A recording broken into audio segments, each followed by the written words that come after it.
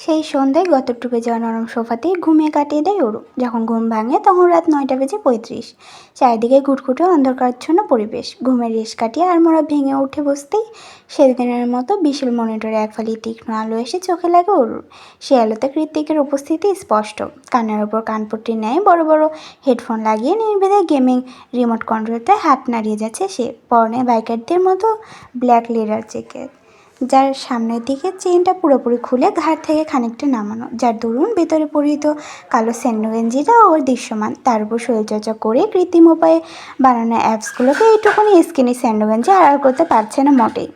অন্ধকারে বসে বসে আর চোখে এসবই দেখছিল ওরু। ঠিক তখনই রুমের লাইট জ্বলে সব কিছু আলোকিত হয়ে যায়। অখনখাত তীক্ষ্ণ আলো চোখে পড়ে, কপাল কুচে চোখ দুটো খিচে বন্ধ করে নিল ওরু।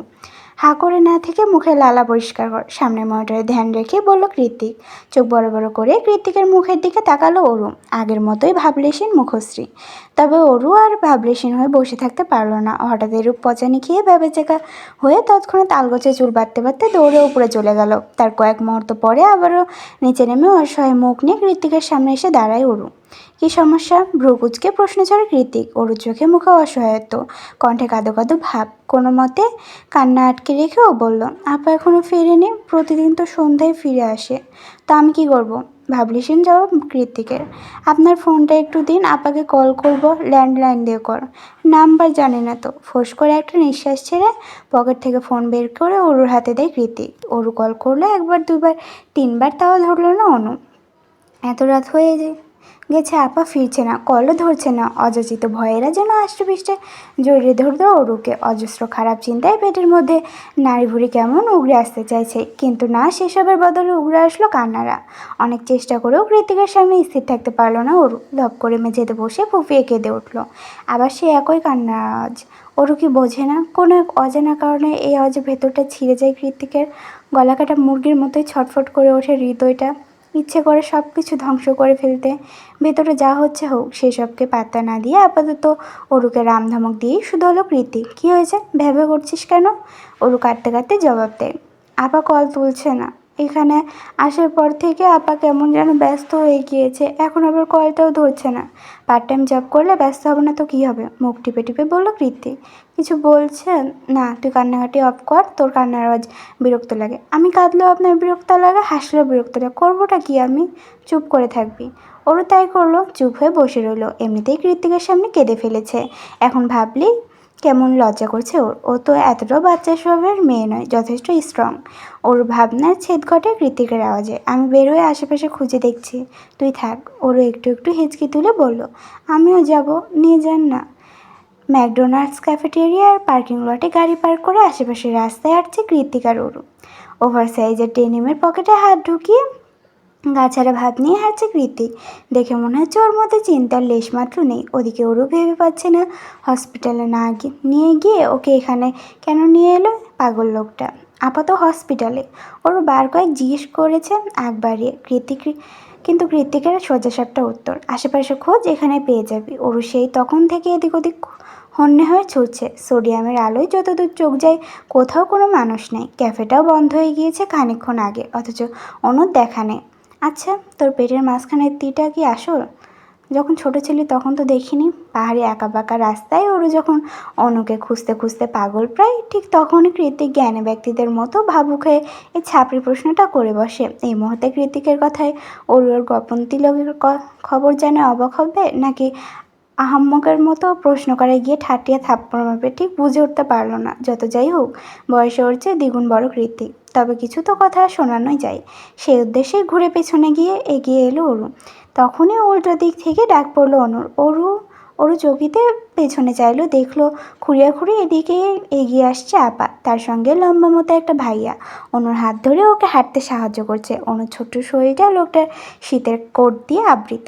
লোকটা কে, কী হয়, কেনই বা অনুর হাতটা শক্ত করে ধরে রেখেছে, সেসব নিয়ে এই মুহূর্তে এক বিন্দু পরিমাণ মাথা ব্যথা নেই ওরুর। ও শুধু দেখছে ওর আপা ব্যথা পেয়েছে, হাঁটতে পারছে না ভালো করে। একদিক দিয়ে কৃত্তিক আর ওরু এগিয়ে আসছে, অন্যদিক দিয়ে অনু আর প্রত্যয়। প্রত্যয় আর কৃত্তিকের চোখে চোখে কথা আদান প্রদান হলো বোধ করি। কয়েক মুহূর্তের মধ্যে ওরু ছুটে গিয়ে গলা জড়িয়ে ধরলো অনুর, উৎকণ্ঠা নিয়ে বলল, আপা আমায় রেখে কোথায় গিয়েছিলি তুই? তোর চিন্তায় চিন্তায় পাগল হয়ে যাচ্ছিলাম আমি। এক মুহূর্তের জন্য মনে হচ্ছিল এই অচেনা দেশে আমার আপন বলতে কেউ নেই।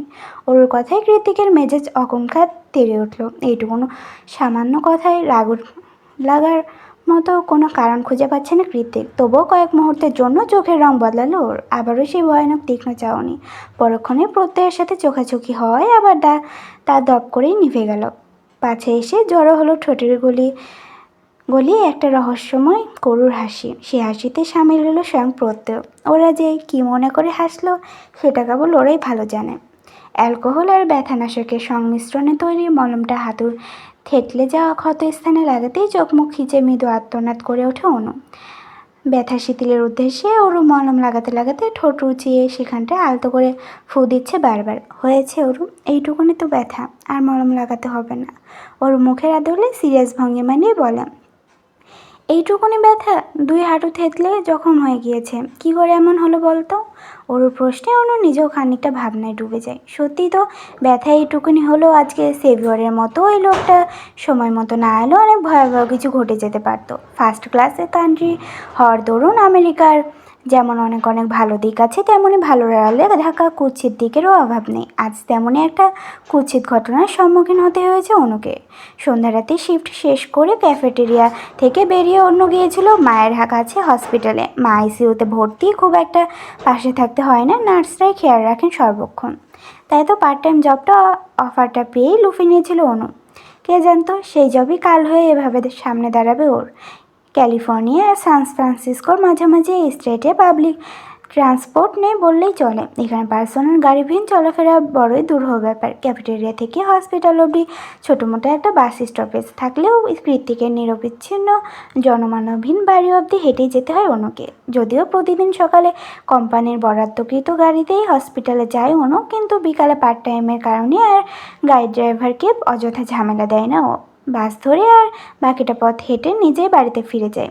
আজও লাস্ট বাস ধরে কেবলই ক্যাফেটেরিয়ার সামনে স্টপেজে নেমেছিল অনু। তখন সন্ধ্যা রাত মাত্র, তবুও পুরো রাস্তা জুড়ে শুনশান নিস্তব্ধতার বিরাজমান। অদূরে কোনো এক হাইওয়ে থেকে আসা সাই সাই করে কাবার ভ্যানের শব্দ ছাড়া টুকরো পাতা ঝরে পড়া টুকটাপ আওয়াজটা পর্যন্ত অনুপস্থিত। চারিদিকে কেমন গা ছমছমে পরিবেশ। অনু যত দ্রুত সম্ভব পা চালাচ্ছিল বাড়ির পথে।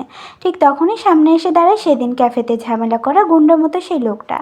আজ আর একজন নয়, বরং কয়েকজন ছিল ওরা। সবগুলোই নেশার ঘরে বোধ হয়ে আছে।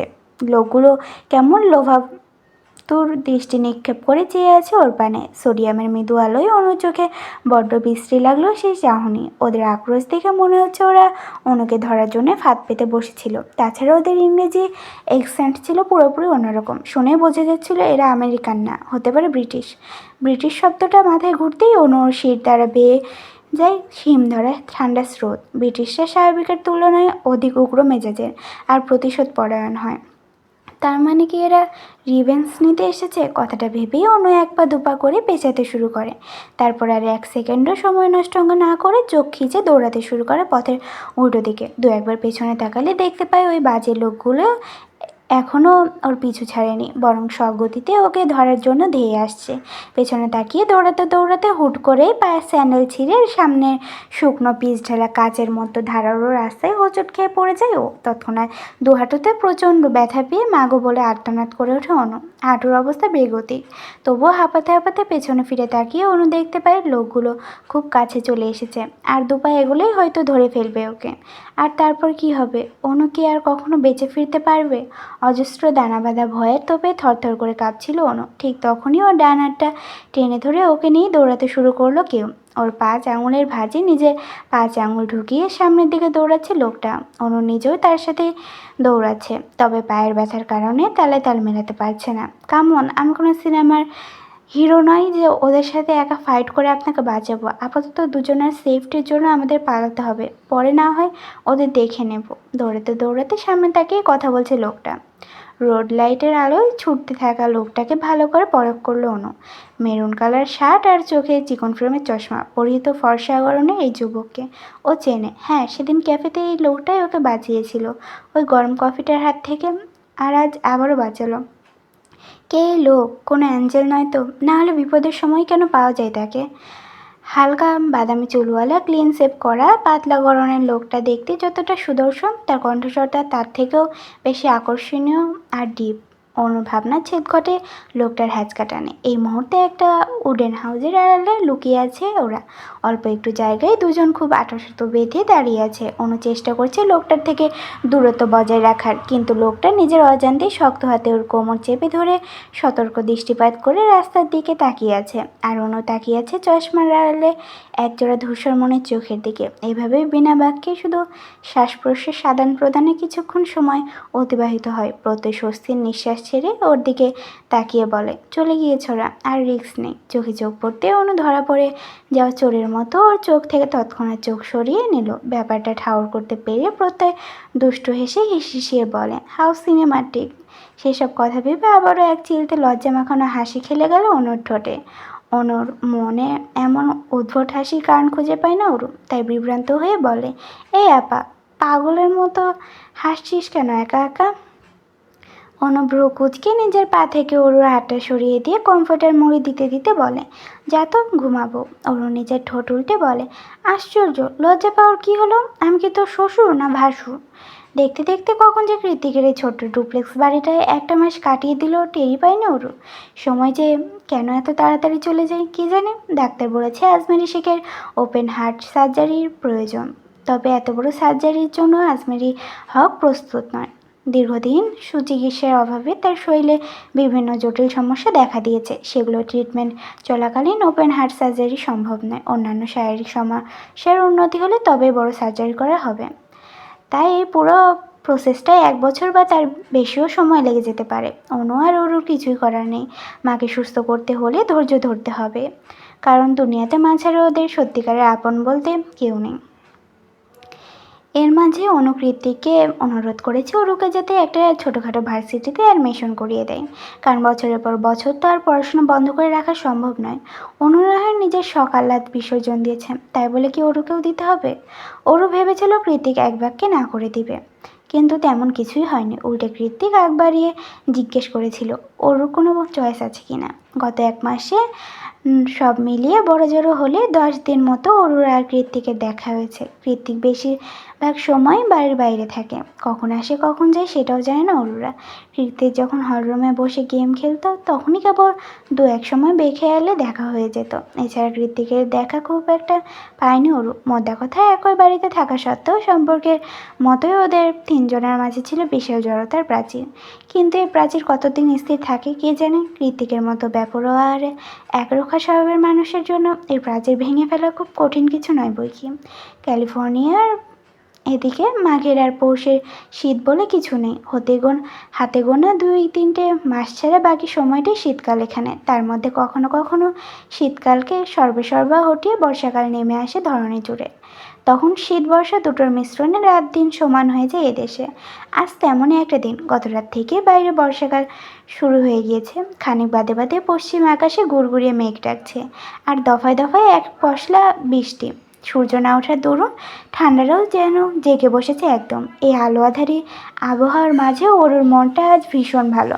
কেন বা ভালো থাকবে না? সান ফ্রান্সিসকো স্টেট ইউনিভার্সিটিতে অ্যাডমিশন হয়েছে ওর। আগামীকাল থেকে আবারও নতুন করে পড়াশোনার অধ্যায় শুরু হবে ওর জীবনে। না, নিজের জীবনের ওপর যতটা অভিযোগ হয়েছিল ততটাও খারাপ না জীবনটা। সেই খুশিতেই সকাল সকাল রান্না চড়িয়ে কিচেন কাউন্টারের ওপর পা দুলিয়ে বসে বিশাল লম্বা বেনিটাকে হাত দিয়ে নাড়তে নাড়তে গুনগুনিয়ে গাইছে অরু।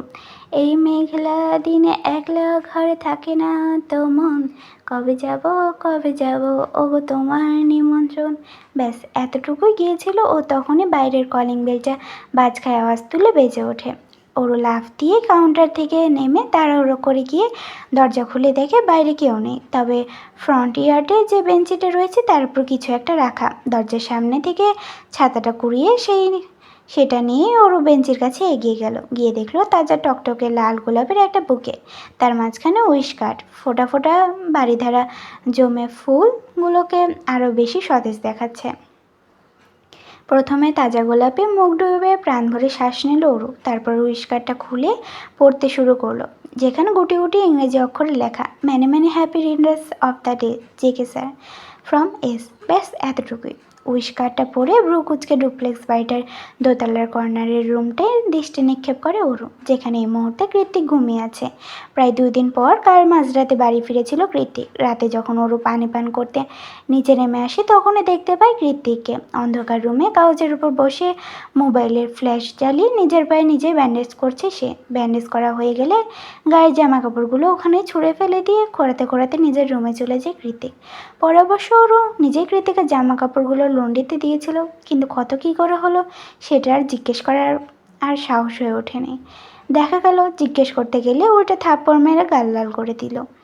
যেচে পড়ে মানসম্মান খোয়ানোর ইচ্ছে নেই ওর, তার উপর কথায় কথায় যে অপমান সহ্য করে সেই ঢের।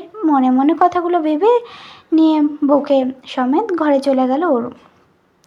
বেলা তখন 10টা কি 11টা। বাইরে বৃষ্টি নেই, তবে কালো মেঘে ছেয়ে আছে চারিপাশ। তখনই একবারে তৈরি হয়ে একটা ব্ল্যাক বেল্টের ঘড়ি হাতে পেঁচাতে পেঁচাতে নিচে নামলো কৃতি। দেখেই মনে হচ্ছে বাইরে যাবে, তবে যাওয়ার আগে বাদশা দেয় অরুণ তাজা গোলাপের বুকেটা সামনে বাড়িয়ে দিয়ে একগাল হেসে বলেন, হ্যাপি বার্থডে ভাইয়া। ভাইয়া শব্দটা উচ্চারণ করতে ওর একটু কষ্টই হলো বই কি। কৃতি কোনো প্রতিক্রিয়া করতে পারলো না। তার আগে একের পর এক গগন কাঁপানো হাঁচি দিতে শুরু করলো ও। কৃতিকা একবারে একাধারে হাঁচি দিয়েই যাচ্ছে। হাঁচি দিতে দিতে ওর নাকের ডগা লাল বর্ণ ধারণ করেছে। হুট করে কৃতিকের এমন বেরূপ প্রতিক্রিয়ার ওরও একটু ভরকে যায়। ব্যস্ত ভঙ্গিতে বলে, কি হয়েছে, আপনার ঠিক আছেন? কৃতিক হাঁচি মাঝখানে জবাব দেয়, ইডিয়ট, ওটাকে সরা, রোজ আমার অ্যালার্জি আছে। এই গেন হাত চুপ। প্রায় মিনিট 10 পর একটু স্বাভাবিক হয়ে কৃতিক যখন আবারও বাইরের উদ্দেশ্যে পা বাড়ায় তখনই দ্বিতীয়বারের মতো পিছু ডেকে ওঠে অরু। কৃতিক বিরক্ত হয়ে দাঁতে দাঁত চেপে বলে, হোয়াট হ্যাপেন অরু, কী চাইছিস তুই? না মানে কোথাও যাচ্ছেন? ভার্সিটিতে যাচ্ছি, এক্সাম আছে। আর কিছু? মা, আপনি তো 30+, এখনও পড়াশোনা শেষ করতে পারেননি? আমি নয়, আমার স্টুডেন্টদের এক্সাম আছে। অ্যান্ড তুই কি ঘুরিয়ে পেঁচিয়ে আমার বয়সের খোঁটা দিলি? ওরও সচকিত হয়ে এদিক ওদিক মাথা নাড়ালো, তবে এটা বুঝতে পারলো না এত ধনসম্পদ প্রতিপত্তি থাকা সত্ত্বেও কিসের অভাবে কৃতিক বিজনেস ছেড়ে দিয়ে চাকরি করে। শুনে রাখ, যদি দিয়েও থাকিস আমার লস নেই, বরং তোরই লস। দেখবি দিন শেষে তোর কপালে একটা বুড়ো পর জুটবে। ওর মুখ কাচুমাচু করে বলল, এভাবে কেন অভিশাপ দিচ্ছেন? কী ক্ষতি করেছে আপনার? কৃতিকে একটু ব্যথাতুর হাসি হাসলো। অতঃপর বলল, সিরিয়াসলি, আমার এইজের কাউকে বিয়ে করাটা তোর কাছে অভিশাপের মতো? ওরও মনে মনে বলল, অবশ্যই, আমি তো নিখিল ভাইয়ের মতো ইমিডিয়েট সিনিয়র কাউকে বিয়ে করব। ওরও চুপ হয়ে গিয়েছে দেখে কৃতি বাইরে ঘড়িতে নজর দিয়ে দ্রুত হাঁটা দিল। তখন আবারও দৌড়ে ওর সামনে গিয়ে দাঁড়ালো অরু। অরুর বলা একটু আগের কথায় কৃতিকের মেজাজ এমনিতেই তুঙ্গে, তারপরে এমন বারবার পথ আটকাচ্ছে মেয়েটা। কী চাইছো? রাগের তোপে দাঁত কটমট করতে করতে কৃতিক বলে, কী চাই? যাবি আমার সাথে? পকেটে করে নিয়ে যাব? উঠবি পকেটে? আয় তাহলে। ওর এদিক ওদিক মাথা নাড়ে। মাথা গরম হয়ে গেছে অরু, রাস্তা ছাড়, নয়তো তোর ওই নরম গালে কষিয়ে একটা থাপ্পড় দেবো আমি, যেটা আমি দিতে চাচ্ছি না। ওর শুকনো ঢোক গিলে একটা প্যাকেট এগিয়ে দিল কৃতিকের মুখের দিকে। কৃতিক ভ্রুকুঞ্চিত করে বলল, কি এটা?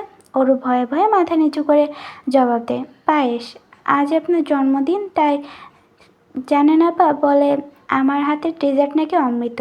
সম্পর্ক যেমনই হোক না কেন, আপনি তো আমার ভাইয়েরই মতো, তাই না? ওরু বলা শেষ কথাটা তীরের ফলার মতোই মস্তিষ্কে গিয়ে আঘাত করলো কৃতিকে। ও চুপচাপ প্যাকেটটা হাতে নিল। অতঃপর 2 কদম এগিয়ে গিয়ে প্যাকেটটা ময়লার বিনে ফেলে দিয়ে চোয়াল শক্ত করে ওর দিকে আগুন ঝরা দৃষ্টি নিক্ষেপ করে বলল, shame on your fucking sympathy. ওর হুড়মুড় করে বেরিয়ে গেল গেট ছাড়িয়ে। ওরা এখনও একই জায়গায় শটান দাঁড়িয়ে। না চাইতেও এভাবে বারবার অপমানিত হতে হয় কৃতিকের কাছে। কই, অনুর সাথে তো এমন আচরণ করে না, শুধু ওর সাথেই কেন? তার ওর ওপর কিসের এত রাগ কৃতিকের ভেবে পায় না ওরও। তাছাড়া অত কোনো সিম্প্যাথি দেখানোর জন্য ডেজার্টটা বানায়নি, বরং অনেকটা ভালোবাসা আর আন্তরিকতা থেকেই তো বানিয়েছিল। যেখানে ওর নিজেরই করুণা অপছন্দ, সেখানে ও কিনা কাউকে করুণা করবে, তাও আবার জায়ান কৃতিককে, যার করুণায় বেঁচে আছে ওরা। হাস্যকর। তাহলে কৃতিক আদতে কোন করুণার কথা বোঝালো? হোয়াট ডিড হি মিন? রাস্তার সাইডে স্থির দাঁড়িয়ে থাকা চেনা পরিচিত মার্সিডিজ গাড়িটা দেখে বেশ অবাক হলো সায়র। মনে মনে ভাবল, মাঝ রাস্তায় কৃত্তিক গাড়ি থেমে করছেটা কি আশ্চর্য। তৎক্ষণাৎ নিজের গাড়ি ব্রেক কষে রাস্তা পার হয়ে স্থির গাড়ির জানালায় গ্লাসে আঙুল দিয়ে 2-3টা টোকা দিল ও। ভেতর থেকে সায়রকে দেখতে পেয়ে জানালার কাছ নামিয়ে কৃত্তিক বলে, কী সমস্যা? অনেক সমস্যা। এই বলে গাড়ির ভেতরে এসে বসে পড়ে সায়র। গাড়িতে বসা মাত্রই কৃত্তিকের দিকে তাকিয়ে সায়র যা দেখলো তাতে আপাতত ওর চোখ কপালে। গাড়িতে ঢুকে সায়র দেখতে পায় কৃত্তিক আরাম করে বসে অন টাইম চামচ দিয়ে পায়েস খাচ্ছে। সায়র সন্ধিয়ান হয়ে চোখ ছোট ছোট করে বলল, তুই এই রাস্তার মাঝখানে পায়েস কোথায় পেলি? কৃত্তিক খেতে খেতে বাম হাত উঁচিয়ে পেছনের ডাস্টবিনটার দিকে দেখিয়ে দিল। কৃত্তিকের কথায় সায়র চোখ মুখ কুঁচকে ফেলল, অবিশ্বাসের সুরে বলল, কি তুই ডাস্টবিন থেকে খাবার তুলে খাচ্ছিস? কৃত্তিক উপর নিচ মাথা নাড়ালো। ছি কৃত্তিক, ছি, তুই এখনও এতটাও অসহায় হয়ে যাসনি যে ওখান থেকে খাবার তুলে খেতে হবে তোর। আমরা এখনও আছি কি করতে। বাই দ্য ওয়ে, আমাকে একটু দে। ইটস লুকি আমি সরি ব্রো, এটার এক চিমটো ভাগও আমি তো কাউকে দিতে রাজি নই, ইভেন কোনো দিন না। পুরোটা আমার। তারপরে বিড়বিড়ে অস্পষ্ট সুরে বলেন, ও পুরোটাই আমার, ওয়ানলি মাইন। স্যার বোঝার চেষ্টা করে বলল, তুই আবার ডেজার্টের প্রতি এতটা অবসেসড কবে হলি? ঋতিক মনে মনে বলে, ঠিকই বলেছে, শি ইজ মাই ডেজার্ট। কথাটা বলতে গিয়ে এক চিলতে মৃদু হাসি খেলে গেল ওর ডার্ক ব্রাউন ঠোঁট জুড়ে। তারপর আবারও তলিয়ে যায় গভীর ভাবনায় আনমনে। বিড়বিড়িয়ে বলে, তোর আপা ঠিকই বলে হার্টবিট, তোর রান্না কর ডেজার্ট অমৃত। ঋতিকের কথার টোন ধরতে পারছে না সায়র। ও কখনো এতটা নরম সুরে ঠোঁটে হাসি রেখে কথা বলতে দেখেনি কৃত্তিককে। জান কৃত্তিক অলওয়েজ স্ট্রং থাকতে পছন্দ করে, উইক বিহেভিয়ার ওর দ্বারা হয় না। তাহলে হুট করে হলোটা কি?